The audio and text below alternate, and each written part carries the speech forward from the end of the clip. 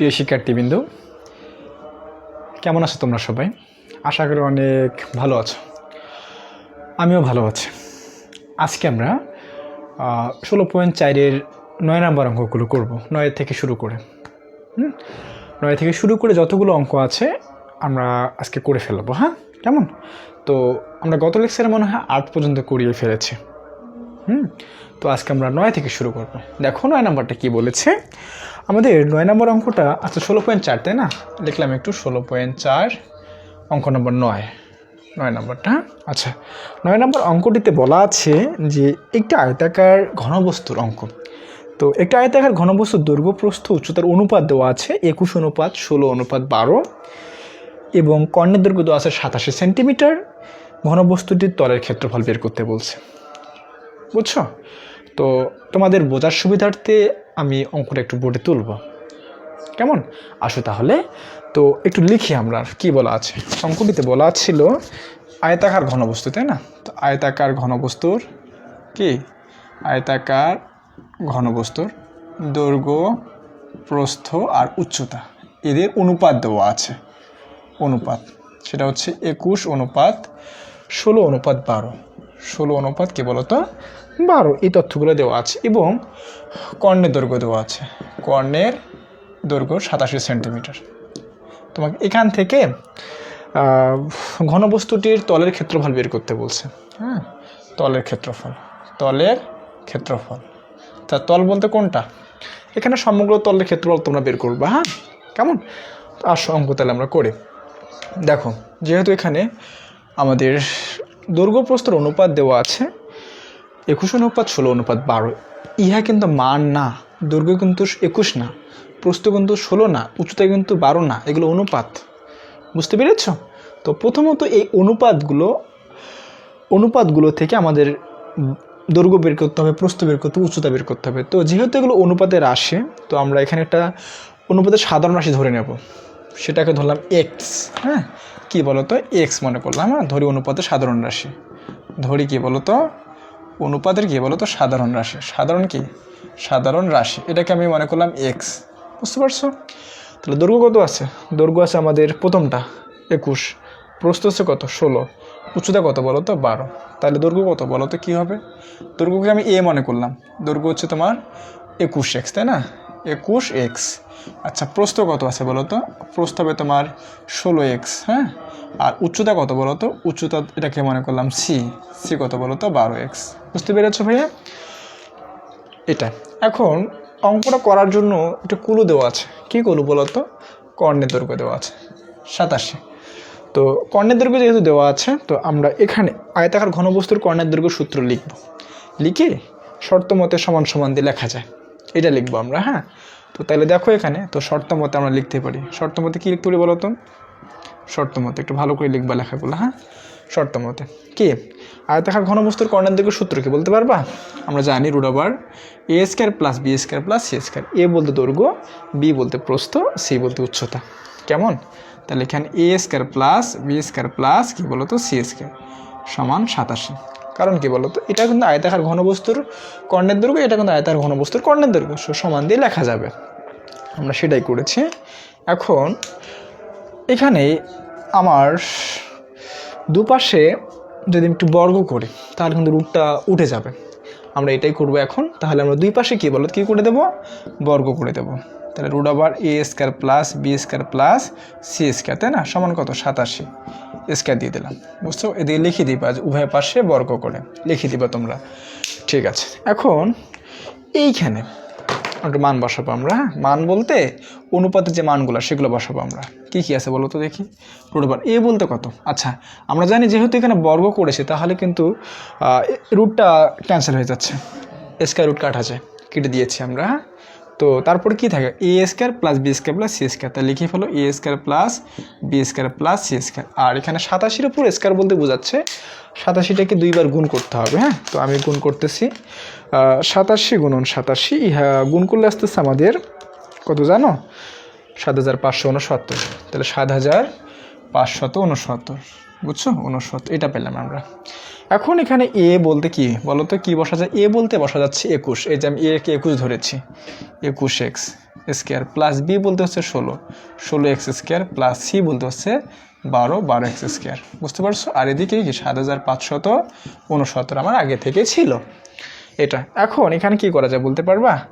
এখানে 21-এর এক্স এর উপর স্কোয়ার আছে, তার মানে 21ও কিন্তু স্কোয়ারটা পাচ্ছে, এক্সও কিন্তু স্কোয়ারটা পাচ্ছে। তাহলে আমি দুইটাকে ভাগ করে দিয়ে দিই, হ্যাঁ, সেপারেট করে দিই। তাহলে এখানে 21-এর উপর স্কোয়ার মানে হচ্ছে 441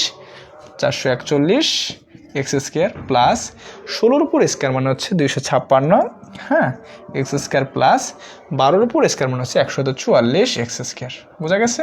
আর এদিকে 7569। এই পর্যন্ত তো বুঝছো, তাই না? এখন এইদিকে দেখো, নিচে ক্যামেরা হয়তো আসবে না, এদিকে দেখো। এখন আমরা এদিকে করব। দেখো এখানে সবগুলো যোগ আছে, যোগ করা যায়, একই রাশি, সব যোগ করে ফেলো। তাহলে 441 প্লাস 256 প্লাস 144 যোগ করলে আছে 841। কত আসে বলো তো? যোগ করলাম 841 x² সমান কত? 7569। ওকে, এখন x² থাকবে 7569 ভাগ কত? 841। বোঝা গেছে ভাইয়া? x² থাকবে, এটা ভাগ করে দাও, হ্যাঁ, ভাগ করলে মেবি 9 আসতে পারে। দেখা যাক, 7569 ভাগ 841, হ্যাঁ 9 এসেছে, 9 এসেছে। বুঝছো? আমাদের দরকার এক্স, রুট আবার 9, তার মানে 3। স্কোয়ারটা ওদিকে রুট হয়ে গেছে, এগুলো জানি আমরা, জানি না আমরা এগুলো জানি। তার মানে কি এক্স পেলাম, এক্স কত পেলাম বলো তো? 3 পেলাম। এক্সটা কি ধরেছিলাম? এই অনুপাতগুলো যা আছে তার সাধারণ রাশি ধরেছিলাম এক্স। তাহলে আমরা এক্সের মান পেয়ে গেছি, তাহলে দৈর্ঘ্য প্রস্থ উচ্চতা পেয়ে যাব। কেমন করে স্যার? দৈর্ঘ্য হচ্ছে 21x, তাহলে 21-এর সাথে এক্স মানে 3 বসে যদি গুণ করে তাহলে আমরা দৈর্ঘ্য পেয়ে যাব। ঠিক প্রস্থ উচ্চতা একইভাবে করব আমরা, হ্যাঁ। তো দেখো, তাহলে আমরা এখন এই মানগুলো বের করব।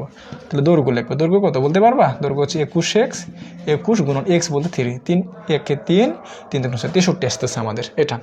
প্রস্থ কত বলো তো? প্রস্থ হচ্ছে আমাদের কত ছিল প্রস্থ বলো? প্রস্থ ছিল আমাদের 16x, তাই না? 16x, তাহলে 16 গুণন 3, 3 16 48। ওকে, ঠিক আছে। তারপর হচ্ছে উচ্চতা। উচ্চতা কত আছে ভাইয়া? এটা দেওয়া আছে আমাদের 12x, তাই না? তাহলে এখানে 12 থাকবে, এক্স বলতে হচ্ছে 3, 3 বরং 48। বোঝা গেছে ভাই? এ পর্যন্ত তো বুঝছো, তাই না? এ পর্যন্ত বোঝা গেছে। তো আমরা দৈর্ঘ্য পেলাম, প্রস্থ পেলাম, উচ্চতা কিন্তু পেয়ে গেলাম। এখন আমাদের আনতে বলছে কি? আনতে বলছে তলের ক্ষেত্রফল। কার তলের ক্ষেত্রফল স্যার? এই যে আয়তাকার ঘনবস্তুটা যে ছিল না, আয়তাকার ঘনবস্তুর সমগ্রতলের ক্ষেত্রফল বের করতে বলছে। তো আমরা কিন্তু জানি, কি জানি ভাই? আয়তাকার ঘনবস্তুর সমগ্রতলের ক্ষেত্রফলের সূত্র হচ্ছে এটা। কোনটা বলো তো? বলো বলো কোনটা? শোনো, 2 × AB + BC + C, এই সূত্রটা। তো আমরা এটা লিখবো এখন, না? অতএব আমরা জানি আয়তাকার ঘনবস্তুর, বুঝতো? আয়তাকার কি? আয়তাকার ঘনবস্তুর কি? সমগ্রতলের ক্ষেত্রফল, হ্যাঁ, সমগ্র তলের কি বলো তো? ক্ষেত্রফল। লেখা যায় কি? 2 × AB + BC + C। Sir ABC কি? ABC কিন্তু দৈর্ঘ্য প্রস্থ উচ্চতা এখানে, হ্যাঁ। এখন মানগুলো বসাবা, ক্যালকুলেট করবা, আনসার চলে আসবে, হ্যাঁ। 2 2 থাকবে। এ বলতে কত ভাইয়া? এ বলতে পেয়েছি আমরা 63। দৈর্ঘ্য কিন্তু এ ছিল, বি ছিল প্রস্থ, সি ছিল উচ্চতা। তাহলে এখানে এ বলতে 63 লিখবা, 63, তাই না? গুণন বি বলতে কত ভাইয়া? 48, হ্যাঁ, প্লাস বি বলতে 48 গুণন সি বলতে কত? সি বলতে আমাদের 3 বরং 36 হবে, এটা 36। বুঝছো? এখানে উচ্চতাটা গুণ করতে ভুল হয়েছে আমাদের, 3 বরং 36 হবে এখানে, হ্যাঁ, 36 দিলাম। তাহলে এখানে কত হয়? সি বলতে কত? তাহলে সি বলতে আমাদের 36, হ্যাঁ। তো আমরা এখানে 36 বসাবো, 36 প্লাস সি বলতে হচ্ছে কত বলো তো? 36। আর এখানে কি? এ বলতে কত ছিল? এ বলতে ছিল 63। এই পর্যন্ত বুঝছো, তাই না? এখানে কিচ্ছু করে না, জাস্ট মানগুলো বসাচ্ছে, আর কিচ্ছু না। দেখিয়ে দেখিয়ে বসাবা, সবটা আগেই বের করে ফেলছো, তাই না? এখন আমরা একটু ক্যালকুলেট করি, একটু দেখি কত আসে, হ্যাঁ। তো এখানে যদি আমি ক্যালকুলেট করতে যাই তাহলে 2 গুণ আকারে রেখে দাও, আমরা পরে গুণটা করে দিই। 2 আগে এই যে ভেতরে গুণগুলো করে যোগ করো, ওকে। তো 63 গুণন 48, হ্যাঁ, ইহা গুণগুলো আসতেছে আমাদের 3024, এটা আসতেছে, বুঝছো? প্লাস তারপর হচ্ছে 48 গুণন 36, ইহা আসতেছে আমাদের 1728, ওকে। প্লাস 36 গুণন 63, ইহা গুণগুলো আসতেছে আমাদের 2268। এ পর্যন্ত তো বুঝছো, তাই না? এই পর্যন্ত আশা করি বোঝা গেছে। এখন 2 2 থাকবে, সবগুলো যোগ করো, যোগ করে 2 দিয়ে গুণ করে দিবা। কেমন? 1728 যোগ 3024 যোগ কত বলো তো? 2268।